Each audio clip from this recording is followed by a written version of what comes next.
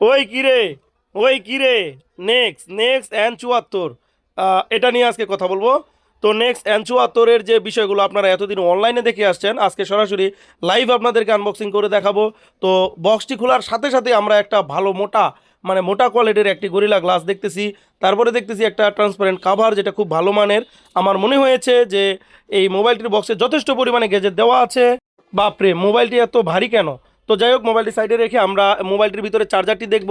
তো মোবাইলটি যে হিসাবে ওয়াইট, ওই হিসাবে কিন্তু চার্জারটা একদম আর হয় নাই। চার্জারটা আর একটু উন্নত মানের দেওয়া উচিত ছিল, এত ছোট চার্জার এই মোবাইলের সাথে বেমানান। তো যাই হোক, আমরা সরাসরি মোবাইলের মধ্যে ঝাঁপায়া পড়ি।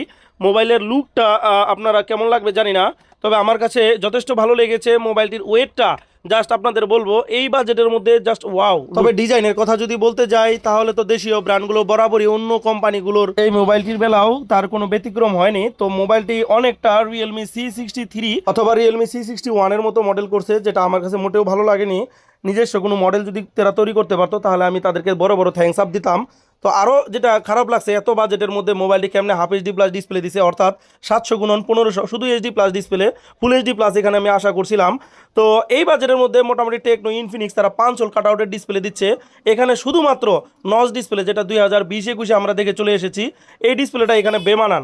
তো এই মোবাইলের আমি যেই কথাই বলতে চাই, সেই কথাই আমার কাছে বেমানান মনে হয়। ধরুন এই মুহূর্তে আমি মোবাইলটির চার্জার বিষয়ে কথা বলবো। আপনি কেমনে মেনে নেবেন 13-14 হাজার টাকা দামের একটি মোবাইলে মাত্র 10-15 ওয়াট চার্জার, যেখানে রিয়েলমি 10,000 টাকায় দিচ্ছে আপনার মোটামুটি 25 ওয়াট চার্জার। ওপ্পো A3X যেখানে আপনার 12,000-13,000 টাকার মধ্যে দিচ্ছে 45 ওয়াট ফাস্ট চার্জার।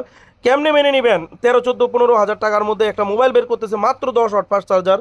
তো মোবাইলটির বিল কোয়ালিটি যদিও ভালো লেগেছে, তারপরেও এটার বডিটা একেবারে একটু প্লাস্টিক প্লাস্টিক ফিল লাগে, যেটা আমার কাছে মনে হয় অনেক চিপ। তো ক্যামেরা কোয়ালিটি মোটেও খুব একটা ভালো লাগে নাই আমার, কারণ রিয়েলমি, অপ্পো এই বাজেটে তারা অনেক ভালো ভালো ক্যামেরা দিয়ে তারা মোবাইলটি তৈরি করছে।